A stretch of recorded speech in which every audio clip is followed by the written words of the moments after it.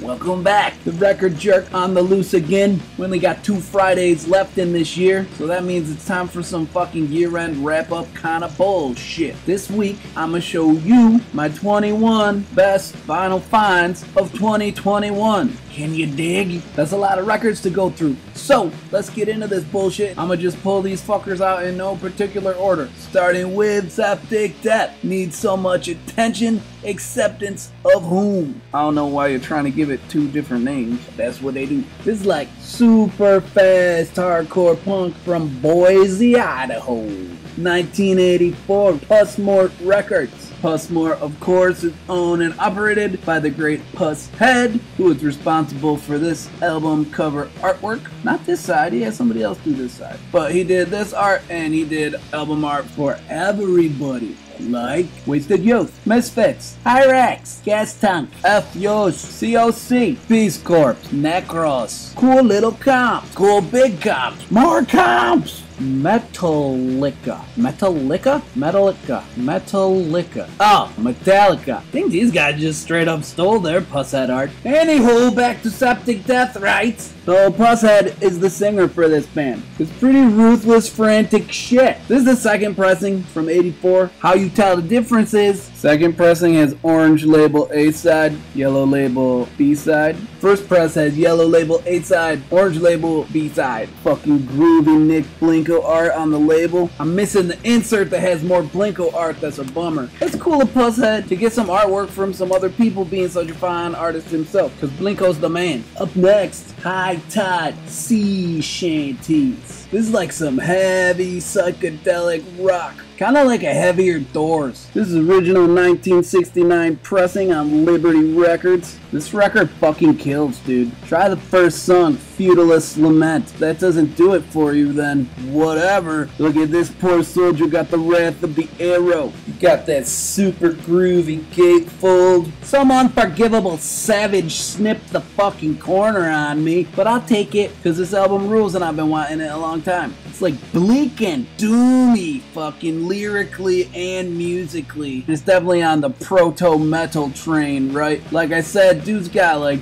Doorsy style vocals, and they also got a fucking violin going. They're fucking shredding on the violin. It's like one of the first times they used a violin on record as a rock instrument, you know? And it fucking sounds cool. High Tide. Real cool record. Glad to have it. Here's another record I've been hunting for fucking years. Pink Fairies, Never Never Land. The 1971 pressing on Polydor Records out of the UK. Would ya look at these happy little people? This is their first record back in 1971, so it's Twink from Pretty Things, and then a couple dudes that were in the Deviants with Mick Farron, right? So it's kind of like the wackier, zanier, like more underground fucking psychedelic freaks. The Freaks and the Rejects, man. Which meant these guys fell in real good with Hawkwind. They were like band buddies and did shit together all the time. And you're gonna hear some of that kind of space rocky psychedelic shit on here for sure. But also they got some straight up rockers, man. Fucking Do It, Teenage Rebel. Annihilation Time covered Teenage Rebel at some point. But them two are like full on rockers. Then you got like War Girl and Heavenly Man that are, you know, a little slower, more psyche kind of shit. And it's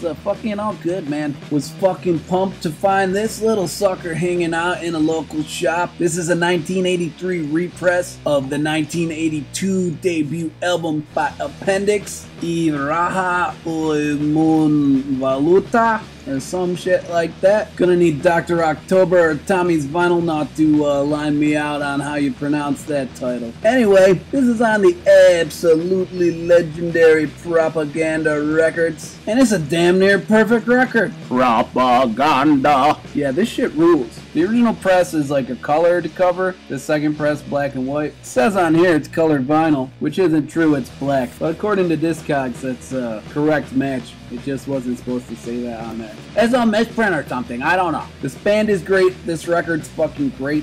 It's kind of got like the sing-along fucking fist pump ability of UK 82 punk, but more like the speed of US hardcore, you know? So it's kind of like a best of both worlds 1982 hardcore punk record. I highly recommend this to punk rock peoples. Was glad to finally score a copy of this, Forbidden Places by the Meat Puppets. This is their 1991 album. This is their first album for a major label. And for some reason, this thing has been really hard for me to find. It was the last one I needed and it eluded me for so long. But now it is mine. It ain't like a super rare or super expensive record. It just never showed up in the United States. It was one of those things you see on Discogs. And it's like a $14 record, but then to get it shipped in from Europe, it's like $50. So it ends up being fucking $9 million for a fucking $15 record. And you say, God damn it. These major label albums in the 90s are always kind of dickheads to get, you know, especially the ones that they didn't press up in the United States. This lovely lady was pressed up in Holland in 1991 for London Records. Meat Puppets are really one of these bands that is like their own whole thing, man, and nobody sound like the Meat Puppets and they don't sound like nobody else. They were like on their own trip for sure. You know, they started off in the 80s on SST and started off doing like hardcore punky kind of shit, and eventually, you know, kind of fucking blasted off into the atmosphere, which is cool. This record is like somebody left like a punk rock Neil Young out stranded in the desert with like a bunch of fucking psychedelics and with like a pile of like old blues and country and folk and hard rock and punk records all stacked up there to guide him on his journey to fucking weirdness. Dude is a fucking top-notch guitar player, man. I love this record. I love all the Meat Puppets records. If I had to pick one tune off of this one, I pick Whirlpool. Great song. Oh, damn, look at this. Didi Ramon, ICLC. ICLC stands for Intercelestial Light Commune. Seriously. So you know Didi is on some shit here. This is the Chinese Bitch EP from 1994 on World Service Records, pressed up in the United Kingdom. Chinese Bitch is taken from the I Hate Freaks Like You album. In my opinion, Didi Ramon ICLC is probably the best Didi solo stuff. So Chinese Bitch is from that album, but the other three songs are exclusive to this 12-inch. We're a creepy family, that's what everybody else does, and I don't want to get involved with you. Another record I've been hunting for years. Didi's singing all this stuff. Sometimes you can't help but imagine, man, like what if Joey was singing that jammer? But it's cool shit anyway. This is one of those records that just doesn't pop up too often, you know? Chinese Bitch is kind of like got a Chuck Berry rock and roll kind of verse and then goes into like a Heartbreakers kind of fucking chorus. It's a good jammer. This is the era of Didi stuff where the Ramones were still mining tunes from him, you know? I think off of that album, not off of this EP, but off of that album, there's I'm Making Monsters for My Friends and It's Not For Me To Know, both ones the Ramones ended up recording. So that's a good era of Didi songwriting still. Another top-notch pickup of 2021 for me is Lip Cream, Kill, Ugly, Pop. Back in the anger. This record is disgustingly cheap with Play Drunk or Shot. This is the first Lip Cream LP, 1986, Captain Records out of Japan. If you're not familiar with Lip Cream, they are a Japanese punk band. Hardcore punk. They got members of Gas Tank, The Combs, Execute Judgment. That should give you a decent idea of what kind of killer 80s hardcore punk you're gonna get. Lip Cream, top notch. Take a time out for the mustache. Take a time out for the punk stash. High five for the punk stash. Punk stash. But it's fast, it's good, the vocals are tough. Once in a while it gives me like a Poison Idea kind of vibe, you know? It's good. Another Japanese group, The Stalin, with Stop Jap, their 1982 second album. This is an original pressing on Climax Records. Face red vinyl. Woo! Came with a flexi too, right? One-sided flexi. That's nice. Thank you. This copy's in super good shape, man, and I got a killer deal on it. Pretty pumped. Insert. It's a super good punk rock record from 1982. There are times that it pushes more towards hardcore and times that reminds me more of the 70s punk rock. It's like that perfect middle ground that I really dig. Apparently, Rolling Stone Japan called this the 27th best Japanese rock album ever, for whatever the fuck that's worth. Alright, so that was like my top 8 12-inch records that I grabbed this year, but I've been on like a singles kick this year, so we're gonna blast all the way from 9 to 21 on 7 inches only. Get down with it! Check this shit out. Jimmy La Lumia and the Psychotic Frogs. This frog is fucking psycho. The Typically Tasteless EP from 1979. Death Records.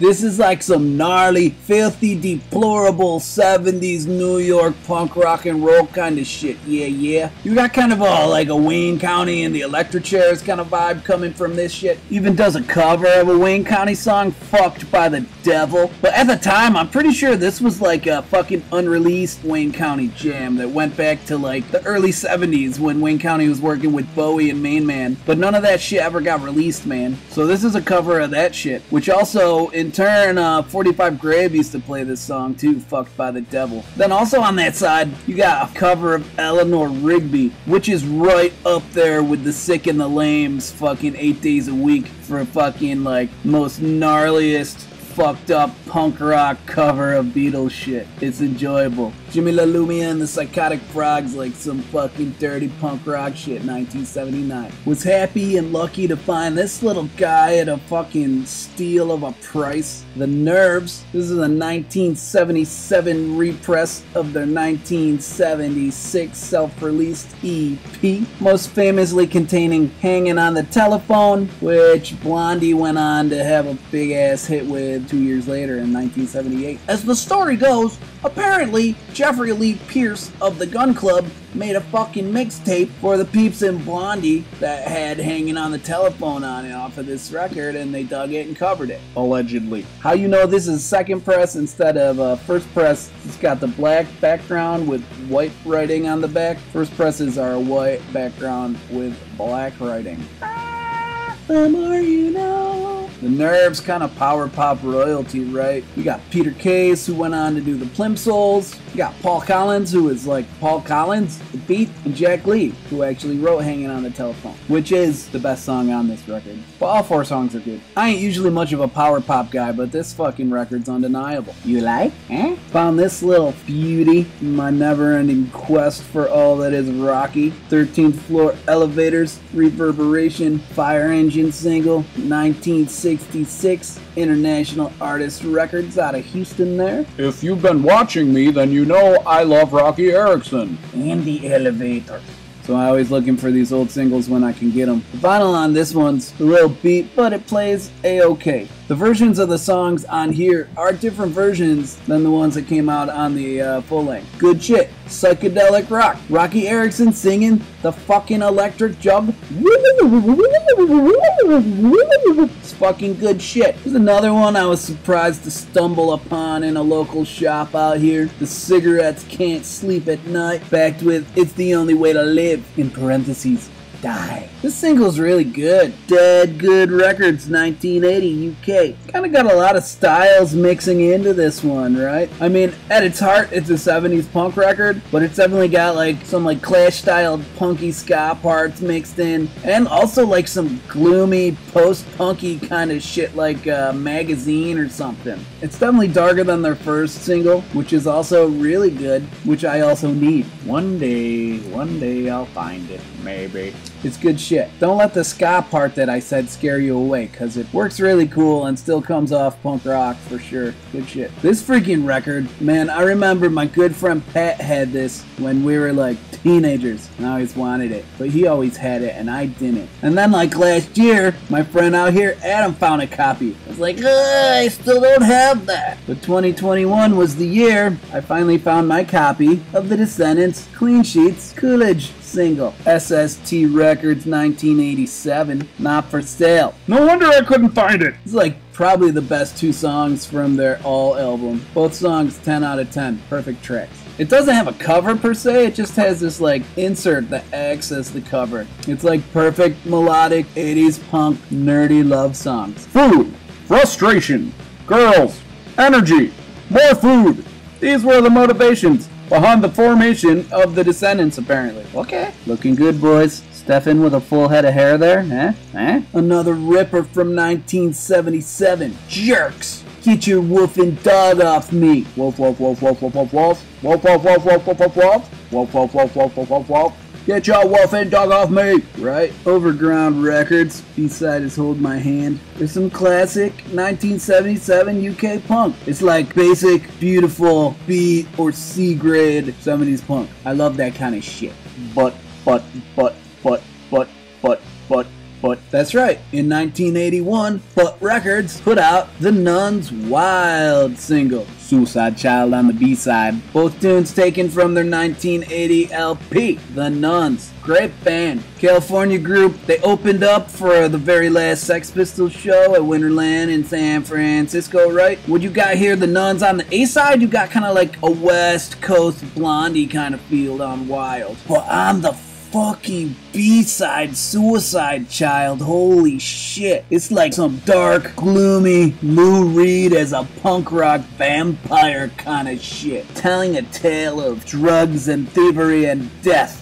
Fucking song is heavy and killer. Next up, The Gears. Let's go to the beach. Classic 70s California beach fucking punk, right? Half sleeve on the back there. 1979 4-speed music. Let's go to the beach. Don't Be Afraid to Pogo. There's actually a third song on the B-side that's unlisted. I think it's called Hard Rock or something like that. All 3 songs are good. Don't Be Afraid to Pogo is probably the best one. This is known as the Crazy Ruben edition. Crazy Ruben was the guitar player. Apparently in the 90s he still had a fucking fat stack of these original singles and signed them all and sold them off on the record and the cover. Crazy! Cool band. I got to see them once or twice out here. They got Kid Spike from the Controllers playing with them now. He was on the LP too. He's not on this single though. This one I already showed in one of my pickup videos, so I ain't gonna go on too long about it, but fucking cool as shit. You don't see New York Dolls fucking picture sleeves all that often. Trash on both sides. Mono stereo version. 1973 Mercury Records. Just some proto-punk glam rock, fucking sleazy, snotty, cross-dressing Rolling Stones kind of shit. It's rock and roll. It fucking kills. Trash! Another one I've been actively hunting for some years now that finally is here. Drums Over London by the Disco Zombies. Look at this nice little cover. Drums Over London. Fucking great song. UK 1979 South Circular Records. Got just like the rubber stamp on there. Drums Over London is just one of them jams I could listen to over and over and over and over and over again. It's 70s punk shit, but it's like kind of mellow punk, man. It's real enjoyable. Just loop that chorus in my brain. Fucking B-side is killer too. It's a fucking great record. Disco Zombies. Okay, 3 more records will get us to 21, so let's fucking move along. This is fucking cool. The Cult Maniacs EP. Don't be fooled by the artwork. This is not The Cult with the Maniacs EP. This is the Cult Maniacs. Maybe they started off as the Cult, but they are now known as the Cult Maniacs. Turns out there was a different cult already.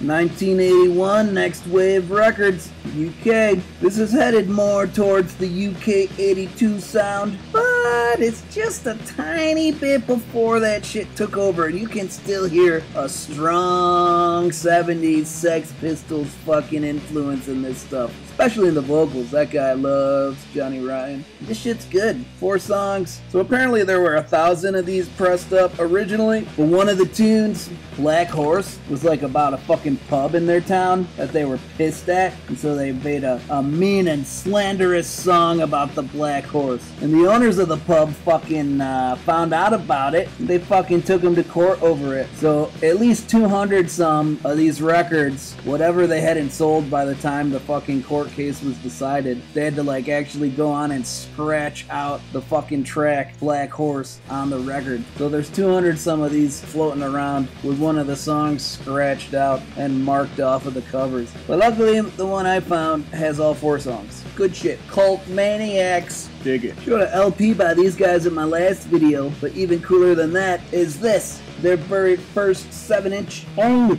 and arg. Threbbers EP. Threbbers? It's 1985 Chaos and Skral Records. Anarchy Skull. Anarchy Skull. Look at the teeth of Anarchy Skull. Really great band. Fast melodic punk rock. Mid-80s. Like a definite precursor to what a lot of the 90s bands would do with melodies in their tunes. But this shit's just like raw and faster and better. Excellent material. Dig it. And on a bona fide fucking banger, Articles of Faith. What we want is free EP.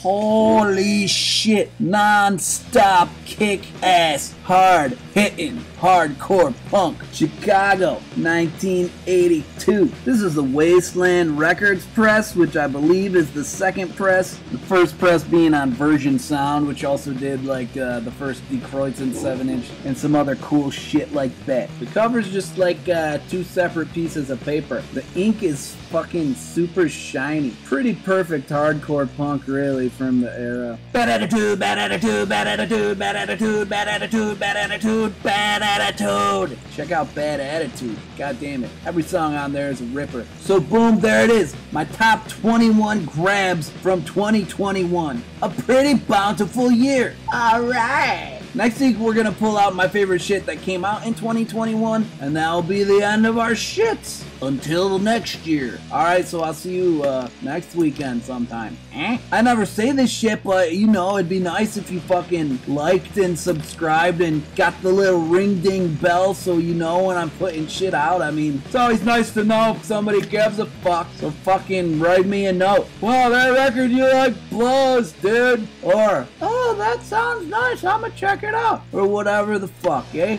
Whatever. Cheers.